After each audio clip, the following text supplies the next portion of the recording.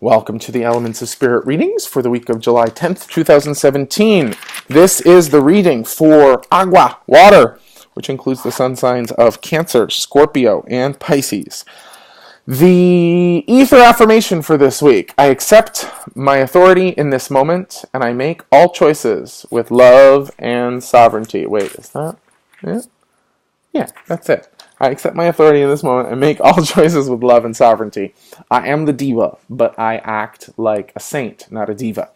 I make the choices with love and sovereignty. I know what I need to do, so maybe sometimes I have to act like a diva because I know what I need to do. But rather than asking, does the audience know better than me, or does whoever's watching me know better than me, or do I know better than whoever I'm watching, or whoever's watching me?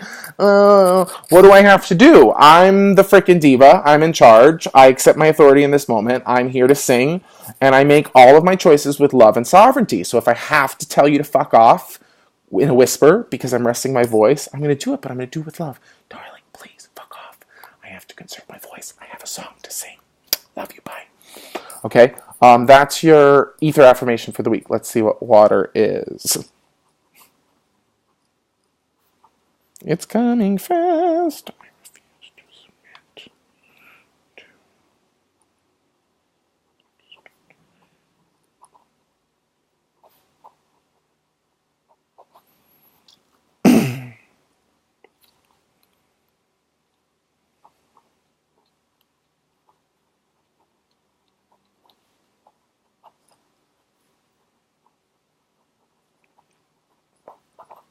Okay.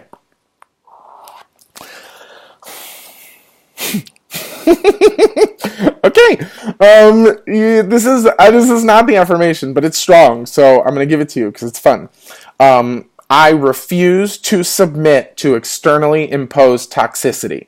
So whatever that shit you're trying to shove down my throat is, no, ma'am, I don't want it. I don't want that shit shoved down my throat. Now, P.S.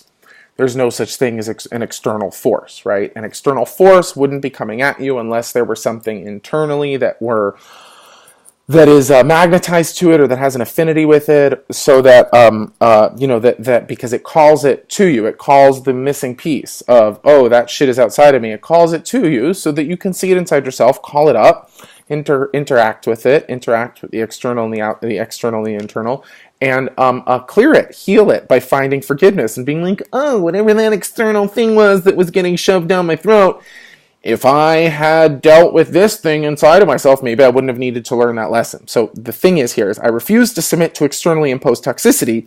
Instead, I face the garbage within myself and my past. And why do I face it? I face it to say, thank you. Thank you. I don't need you anymore. I got this. Ooh, girl, much better. We got this. I face it to say thank you. I don't need you anymore. We got this. Little self, big self. Self that identifies with the garbage and the shit inside of you. Self that knows that garbage is just treasure waiting to be brought into the light, right? Just shadow waiting to be illuminated. Just stuff that makes you think you're not worthy, that when you face it, it's nice because the air element too this week, it was like, yeah, look for where you're out of alignment. In this case, it really says, you guys, this week, dig in a little bit and face something difficult from your past. Why don't we start with this place? I am afraid of ... and then you say, thank you. I don't need you anymore. And that's just speaking to the fear itself, saying, I don't need you anymore. Look, there's this thing which I've seen with clients over the years, which is we have a right. There's this beautiful co-conspiracy between yourself and spirit, or yourself and your higher self, or yourself and yourself, or whatever. I don't know where the conspiracy is, but this beautiful conspiracy to bring you the experiences that you need in life that allow you to learn the lessons you need to learn this time around. I think this happens through the chakras. I'm writing about it. We'll see how I articulate it down the line. But in this case, the conspiracy is that you get the experiences that you need to learn the lessons that you need to learn. But if you don't like a lesson, and if you don't like learning a lesson in a certain way, let's say like 80% of the time, unless it's something really dense that's been like predetermined for however many ages, you have a right to change the way in which you're learning. And without exception, you have a right to ask to learn it in a different way. Great example is with a toxic relationship where you don't like being in it, but you want to learn. You have a right to say, I'd like to learn this in a different way, because the closest relationships that we have are usually agreements to learn something together in a specific way. And in, beautiful long-term relationships, you can have that external conversation and say, look, I don't want to learn like this anymore. This shit needs to change. I don't know what to do about it, but I don't want to learn like this anymore. And then spirit will harmonize with you in your relationship and help you to learn the lesson in a different way. Or it will clear that relationship and give you a totally new lesson. I'm just trying to get you to see here that you have a right to ask for your learning opportunities in a different way if you don't like the one that you're learning. Sometimes you get that different opportunity. Sometimes you don't, but you always have a right to ask. You don't just have to take your lot in life and deal with it. You have to accept it, that it is your lot in life, and then go from there. That's also facing and naming.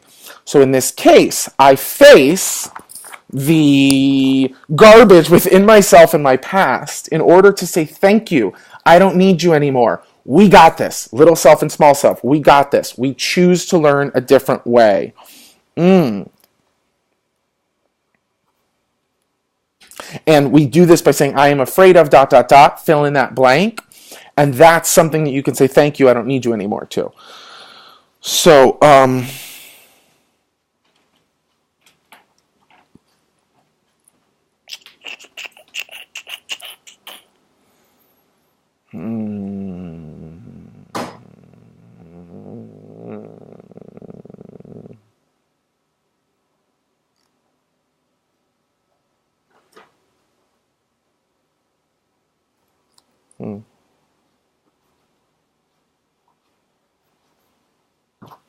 I accept my shadows and my past.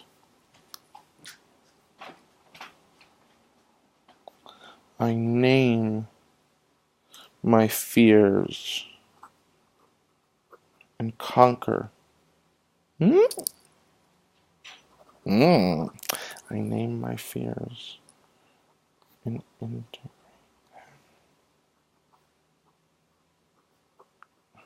joyfully.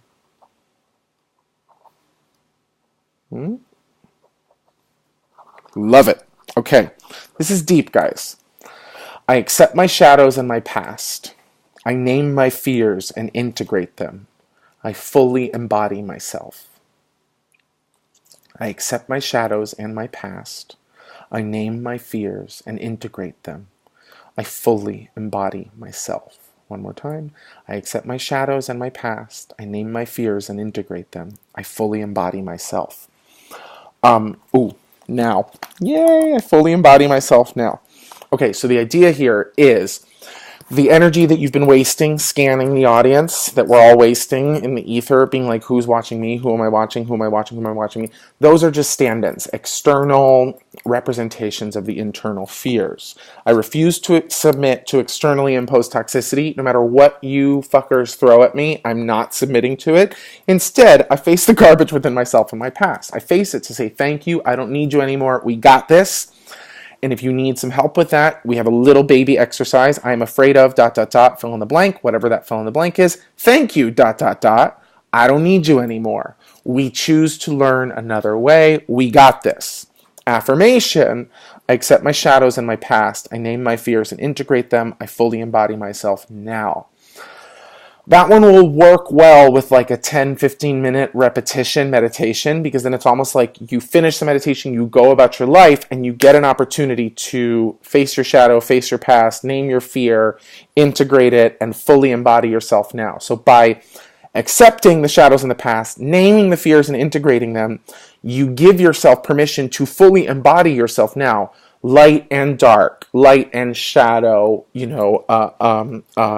inner shit and inner light. You give yourself the permission to fully embody all of that now. Okay? Thanks for watching. I hope you enjoyed this. I'll see you soon. Bye.